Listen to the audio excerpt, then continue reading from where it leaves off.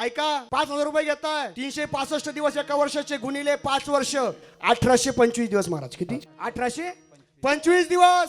5,000 भागिले 1825 दिवस, 2 रुपये 74 पैसे एका दिवसाची किंमत. 10,000 घेतले, 5.5 रुपये एका दिवसाची चहा तरी विकतो का?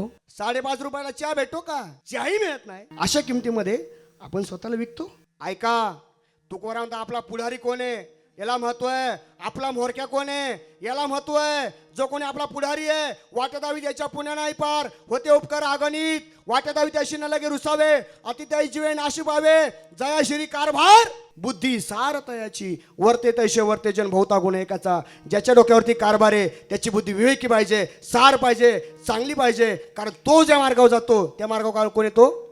समाज येतो. म्हणून ऐका भगिनींनो, माणूस